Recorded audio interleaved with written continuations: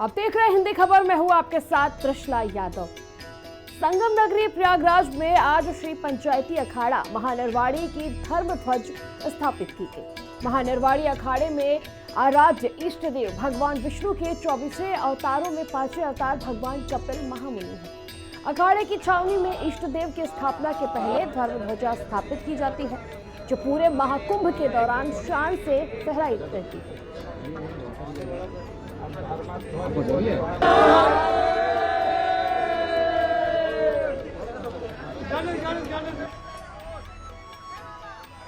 जल्दी मत करिए।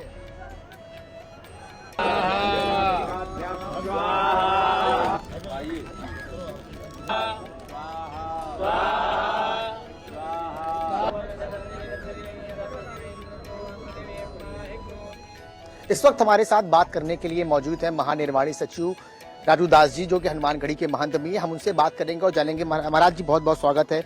आज यहाँ पर धर्म ध्वजा का जो है कार्यक्रम हुआ है, क्या कहेंगे इस पे? महानिर्वाणी में कार्यक्रम था। पहले तो मैं बता दूं, मैं निर्वाणी अखाड़े के सचिव हूँ, महासचिव हूँ।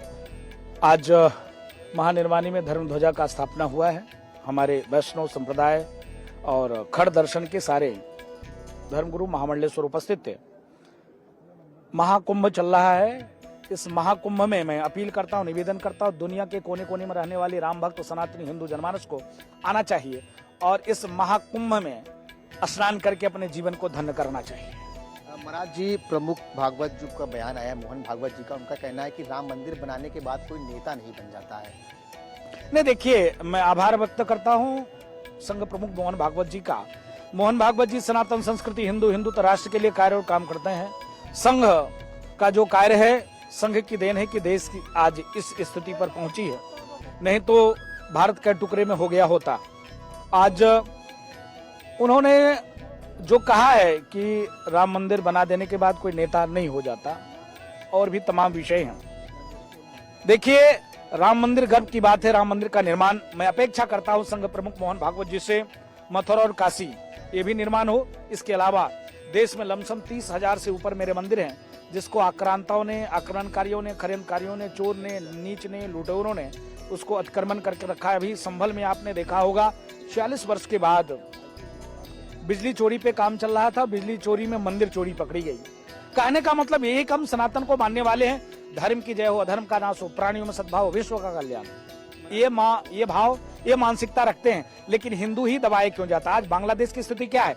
बांग्लादेश में जिस प्रकार से हमारे मंदिर तोड़े जा रहे हैं, जिस प्रकार से हिंदू माँ बहन बेटियों की इज्जत लूटे जा रहे हैं, जिस प्रकार से बांग्लादेश में मकान दुकान जलाए जा रहे हैं, जिस प्रकार से सरकारी नौकरी में जो हिंदू हैं जबरदस्ती उनका धर्मांतरण किया जा रहा है, नहीं तो गोली मार दिया जा रहा है, जिस प्रकार से वहां पुलिस भी हिंदुओं को मार रही है, विश्व समुदाय मौन है। मैं देश के संसदीय प्रधानमंत्री और माननीय गृह मंत्री जी से मांग करता हूँ, वहाँ संयुक्त राष्ट्र संघ से बातचीत करके वहां पर विश्व शांति सेना भेजकर वहां के हिंदुओं की रक्षा की जाए। अगर वहां की हिंदुओं की रक्षा नहीं की जाएगी तो हिंदुस्तान में रहने वाले 6 करोड़ से बांग्लादेशी घुसपैठी रोहिंग्या मुसलमान को तत्काल प्रभाव से भारत से बाहर खदेड़ना चाहिए। अगर वो नहीं खदेड़ेंगे तो हमारे साधु संप्रदाय के लोग, साधु, हम कूच करेंगे और एक एक बांग्लादेशी घुसपैठी को मारकर भगाएंगे।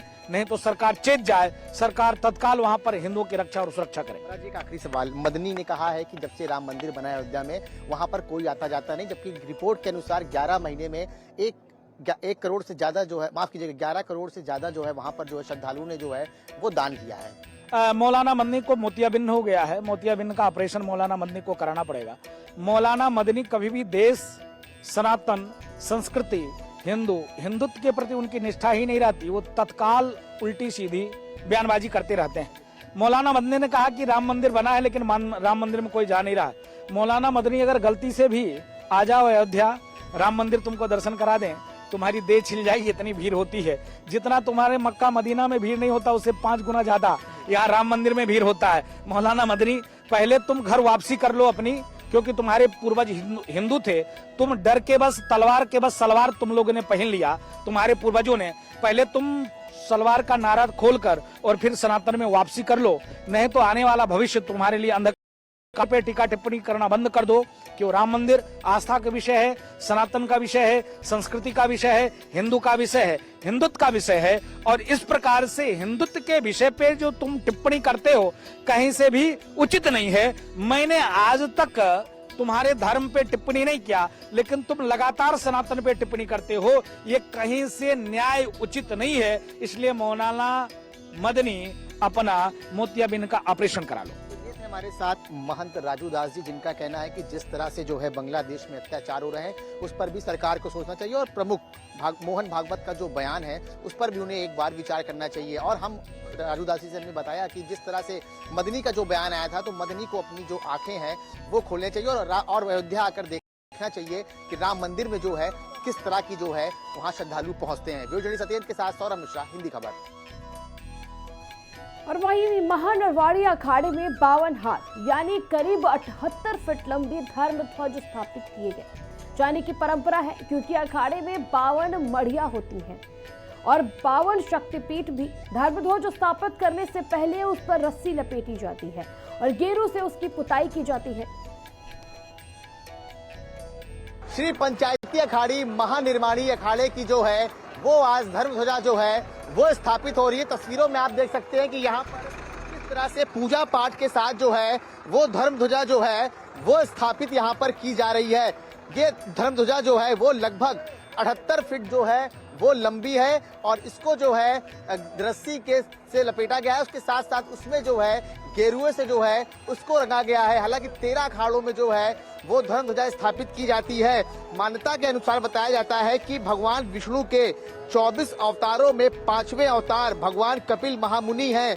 अखाड़े की छावनी में इष्ट देव की स्थापना के पहले धर्म ध्वजा स्थापित की जाती है। तो पूरे महाकुंभ के दौरान ये धर्म ध्वजा जो है वो शान से जो है वो फहरती हुई नजर आती है।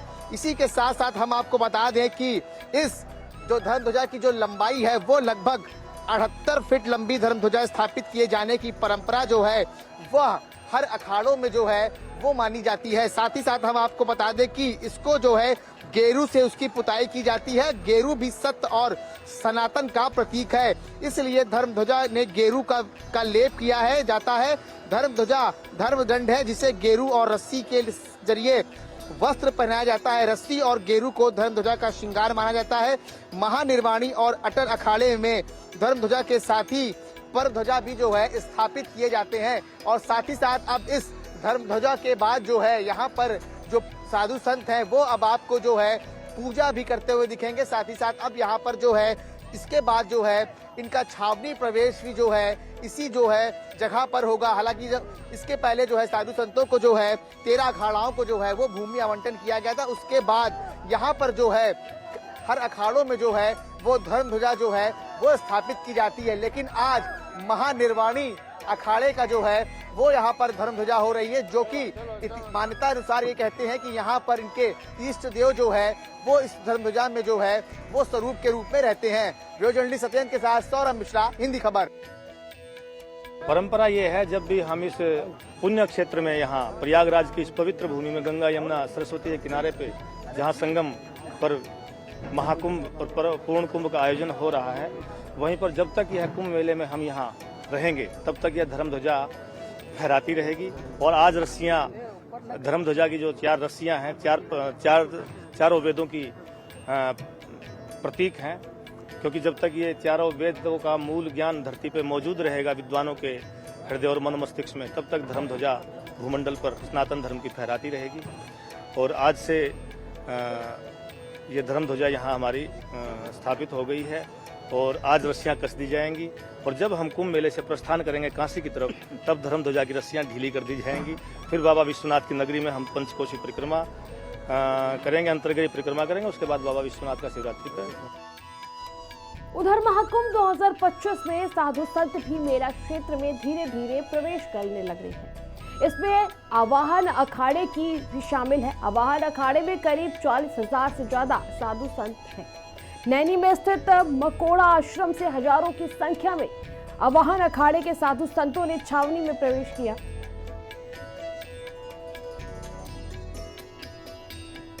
महाकुंभ 2025 के लिए साधु संत जो है वो अब धीरे धीरे जो है वो छावनी प्रवेश कर रहे हैं। इसके पहले हमने आपको जूने अखाड़े का जो है वो छावनी प्रवेश जो है वो दिखाया था, लेकिन आप तस्वीरों में देख सकते हैं कि किस तरह से यहाँ पर देखिए साधु संत जो है वो अब संगम नगरी में जो है वो छावनी प्रवेश करने के लिए जा रहे हैं। हजारों की संख्या में जो है यहाँ पर देखिए साधु संत जो है वो निकल रहे हैं और इनका छावनी प्रवेश जो है वो मेला क्षेत्र में होने जा रहा है। लगभग अब वाहन अखाड़े में 45,000 से ज्यादा जो है वो साधु संत यहाँ पर हैं और जिनकी तस्वीरें हम आपको हिंदी खबर के माध्यम से दिखा रहे हैं कि यहाँ पर देखिए किस तरह से देखिए ट्रैक्टर पर सवार होकर, बग्गियों में सवार होकर, साथ ही साथ आप देखिए कि यहाँ पर किस तरह से जो है साधु संत जो है अब वो छावनी प्रवेश के लिए जो है अपने आश्रम से निकलकर जो है संगम की धरती पर जो है वो पहुंचने जा रहे हैं। हालांकि जहां जहां पर साधु संतों को भूमि आवंटन किया गया है,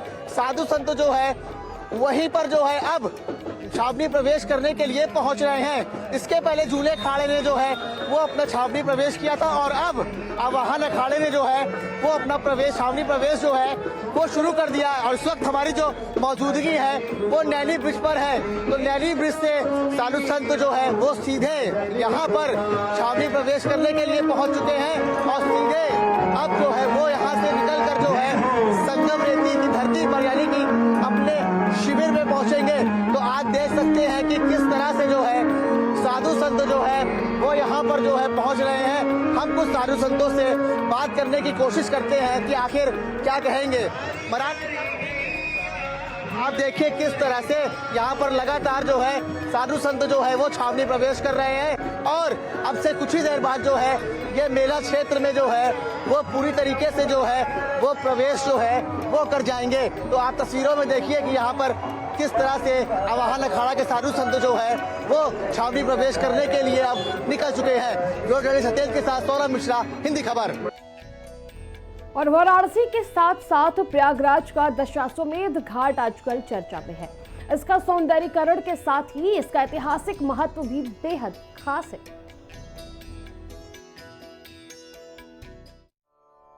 वाराणसी के दशाश्वमेध घाट की तस्वीरें आपने जरूर देखी होंगी, लेकिन क्या आपने संगम नगरी प्रयागराज का दशाश्वमेध घाट देखा है? नहीं देखा है तो आइए प्रयागराज महाकुंभ, जहां आपको होंगे सतयुग द्वापर युग से अश्वमेध यज्ञ के प्रतीक दशाश्वमेध घाट के दर्शन। प्रयागराज के दारागंज में अब तक इस कच्चे और पौराणिक घाट को योगी सरकार ने खास तौर पर तैयार कराया है।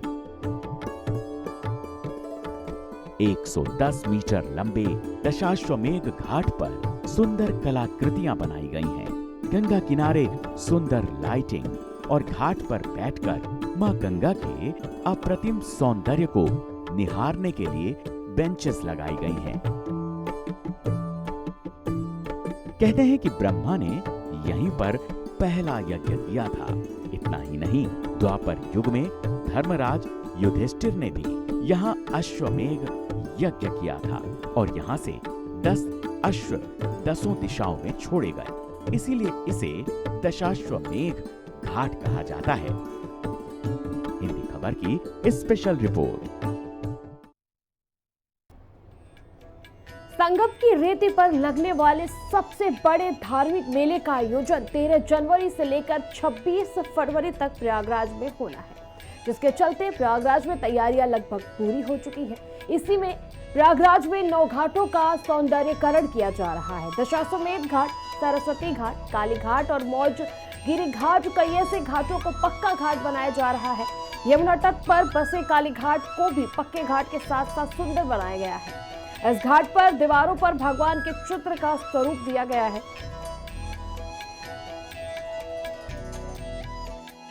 प्रयागराज की धरती पर होने वाले महाकुंभ की तैयारियां अब लगभग अपने अंतिम चरण पर पहुंच चुकी हैं और वहीं पर योगी सरकार ने इस बार प्रयागराज में बने 9 घाटों का जो है वो नवीनीकरण कराने का जो है वो फैसला लिया था और लगभग 9 घाट जो है वो भी बनकर तैयार हो चुके हैं। सबसे पहले हम आपको तस्वीरें दिखाएंगे यमुना नदी की। आप ये यमुना नदी देख सकते हैं और यमुना नदी के तट पर जो है ये काली घाट जो है बसा हुआ है और इस घाट का जो है वो काम भी चल रहा है। लगभग जो है 90% काम जो हो चुका है, लेकिन आप देख सकते हैं कि इस घाट का जो है नवीनीकरण जो है वो योगी सरकार ने इस बार 2025 महाकुंभ के चलते जो है वो किया है। तस्वीरों में आप देख सकते हैं कि किस तरह से यहाँ पर जो है इस घाट को पूरी तरीके से जो है उसका जो रूप है वो बदल दिया गया है। हालांकि पहले इस घाट पर जो है कोई आना पसंद नहीं करता था, लेकिन अब धीरे धीरे ये जो घाट है आप देख सकते हैं पूरे पक्के घाट के रूप में जो है इसको बदल दिया गया है। हम आपको अंदर भी ले चलेंगे और तस्वीरें दिखाएंगे कि देखिए किस तरह से यहाँ पर देखिए दीवारों पर जो है हमारे सनातन धर्म की जो है वो यहाँ पर छाप छोड़ी गई है और हमारे देवी और देवता जो हैं उनका यहाँ पर दीवारों पर जो है वो पेंटिंग भी बनाई गई है। तो ये काली घाट जो है वो यमुना तट पर बसा है और ऐसे ही प्रयागराज में 9 घाटों का जो नवीनीकरण है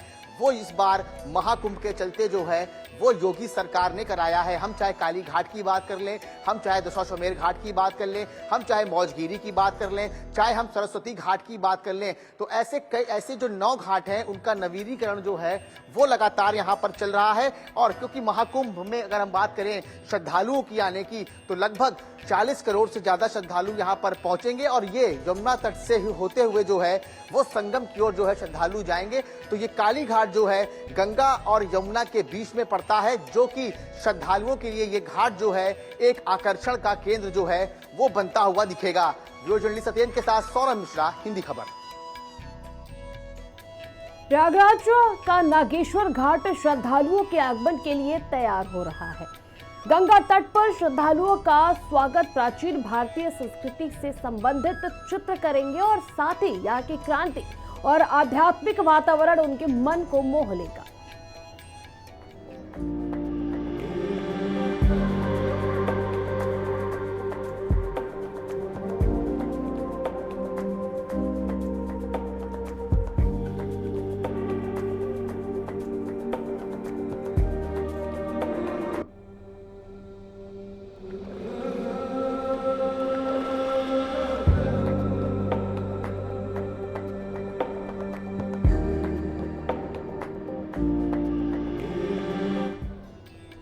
और महाकुंभ मेले में एटीवी बाइक का भी श्रद्धालु आनंद ले सकते हैं। रेत पर राइड कर सकते हैं और अरैल घाट पर चलने वाले ये बाइक किराए पर मिलेंगे।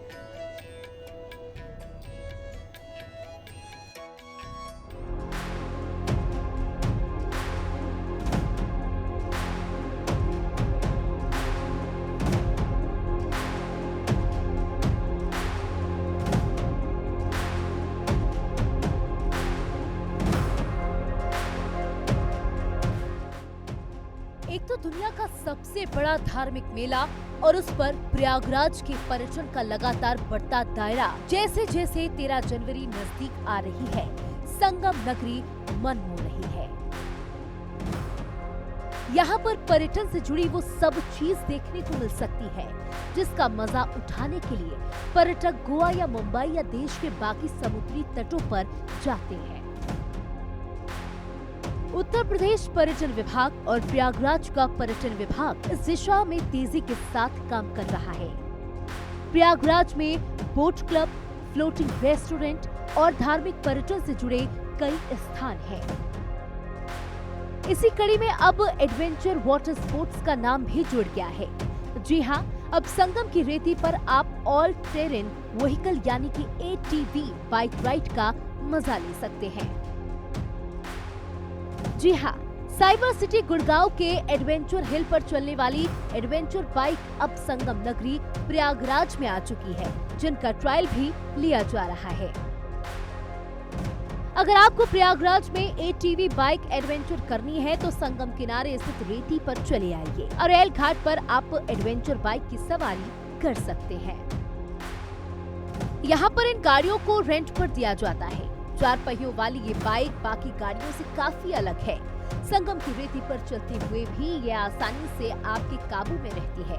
लोग ATV बाइक चलाते हुए रेत उड़ाते हैं तो वहीं गोल गोल घूमकर स्टंट भी करते हैं। हिंदी खबर की स्पेशल रिपोर्ट।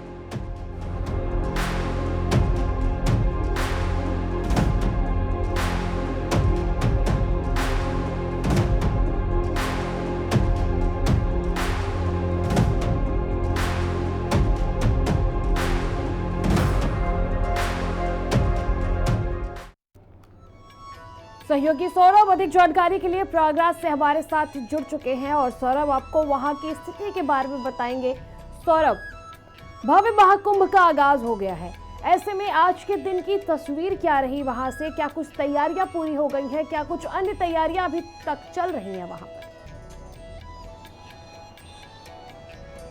बिल्कुल त्रिफला, देखिए आज जो है सबसे पहले जो है वो महानिर्वाणी अखाड़े का जो है वहां पर धर्म ध्वजा जो है वो स्थापित किया। हर 13 अखाड़े हैं और 13 अखाड़ों में जो है धर्म ध्वजा जो है वो सबसे पहले स्थापित की जाती है और उसी के बाद से जो है छावनी प्रवेश की जो प्रक्रिया है वो साधु संतों की शुरू हो जाती है। धर्म ध्वजा वो ध्वजा होती है जो अखाड़ों की रक्षा करते हैं और ये करीब जो है 78 फीट लंबी होती है और इस पर रस्सी को जो है गेरुए रंग से रंगा जाता है क्योंकि गेरुआ जो है वो सनातन धर्म का प्रतीक माना जाता है। तो आज सबसे पहले जो है हम आपको तस्वीरें हल्दी खबर के माध्यम से हमने दिखाया आपको कि किस तरह से जो है महानिर्वाणी अखाड़ा में जो है वो धर्म ध्वजा की स्थापना हुई और उसी के बाद अगर हम अवाहन अखाड़े की बात करें तो अवाहन अखाड़े का आज जो है छावनी प्रवेश जो है वो संगम नगरी में हो चुका है। हालांकि अगर मड़ौका स्थित आश्रम से जो है उनकी यात्रा निकली और सीधे वो संगम क्षेत्र में पहुंचकर जो है उनका छावनी प्रवेश हुआ। जहां जहां पर जो है इस बार साधु संतों को भूमि आवंटन की गई थी वहां पे उन्होंने अपना जो है शिविर बनाया और अब उसी शिविर में जो है वो अब अपने पूजा पाठ आरंभ करेंगे और जो शिविर में जो कमियां हैं उसको पूरी करेंगे। तो कुल मिलाकर आज जो है आवाहन अखाड़े का जो है वो छावनी प्रवेश हुआ है और इसके पहले जूने अखाड़े का जो है छावनी प्रवेश हो चुका है। इसी तरह धीरे धीरे जो है जितने भी 13 अखाड़े हैं अब उनका भी धीरे धीरे जो है छावनी प्रवेश की जो प्रक्रिया है वो धीरे धीरे शुरू होगी। बिल्कुल सौरभ, और देखिए इस बार के महाकुंभ में जो है क्रूज के जरिए भी आप दर्शन कर सकेंगे, पूरा नज़ारा ले सकेंगे। क्रूज की बुकिंग व्यवस्था क्या है, किस प्रकार से जो आम जनता है, जो आम भक्तगण है जो प्रयागराज पहुंचेंगे महाकुंभ में, किस प्रकार से वो क्रूज पे सवार हो सकते हैं, क्या कुछ प्रक्रिया है? बिल्कुल देखिए पर्यटन विभाग की तरफ से जो है इस बार श्रद्धालुओं के लिए जो है क्रूज की व्यवस्था की गई है। हालांकि जो क्रूज है वो यहाँ पर 2 क्रूज है और बाकी जो 8 जो है स्टीमर बोट है।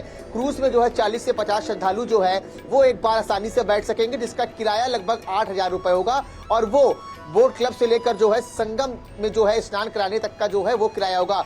वहीं पर अगर हम स्टीमर की बात करें तो स्टीमर में 4 श्रद्धालु जो है वो आसानी से बैठ सकते हैं जिसका किराया लगभग 2,000 रुपए प्रति व्यक्ति होगा। तो कुल मिलाकर अगर हम क्रूज की बात कर लें, वोट स्टीमर की बात कर लें तो श्रद्धालुओं के इस बार योगी सरकार ने तरीके के जो है सुविधा जो है वो प्रदान करने का जो संकल्प लिया था, कहीं ना कहीं वो संकल्प जो है वो साकार होता हुआ दिख रहा है। क्योंकि देखिए 13 जनवरी से महाकुंभ का जो है वो आयोजन होना है जिसके चलते 40 करोड़ से ज्यादा श्रद्धालु जो है वो प्रयागराज में जो है पहुंचेंगे। उनको किसी प्रकार की दिक्कतों का सामना न करना पड़े, इसके लिए योगी सरकार ने जो है वो अच्छी खासी यहाँ पर जो पहल की जो है वो शुरुआत कर दी है। चाहे हम क्रूज की बात कर ले, चाहे हम हाईटेक सिक्योरिटी की बात कर ले, हम चाहे डिजिटल महाकुंभ की बात कर ले, चाहे हम स्वच्छता की बात कर ले, तो हर तरीके से इस महाकुंभ को दिव्य भव्य बनाने की जो तैयारी है उसमें पूरी तरीके से योगी सरकार जुट चुकी है। बिल्कुल, और सौरभ देखिए इस बार विशेष आमंत्रण जो है वो अन्य राज्यों के जो पॉलिटिशियंस कह लीजिए, ब्यूरोक्रेट्स कह लीजिए, उनको भी दिया गया है। ऐसे में जो अन्य राज्यों के मुख्यमंत्री और तमाम बड़े चेहरे वहां पर पहुंचेंगे उनके ठहरने की क्या कुछ उचित व्यवस्था की गई है?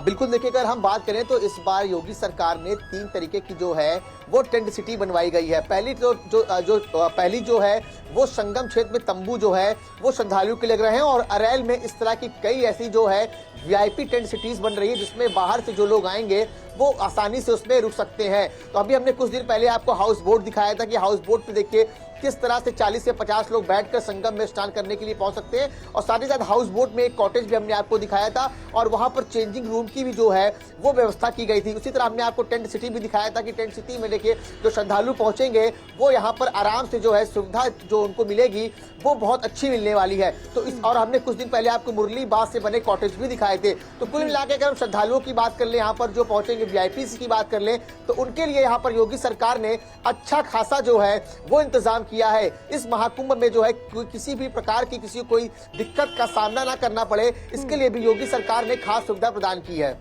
बिल्कुल सौरभ, और बहुत बहुत शुक्रिया आपका तमाम जानकारी के लिए। और इसी के साथ हमारे स्पेशल पेशकश में इतना ही। देखते रहिए हिंदी खबर।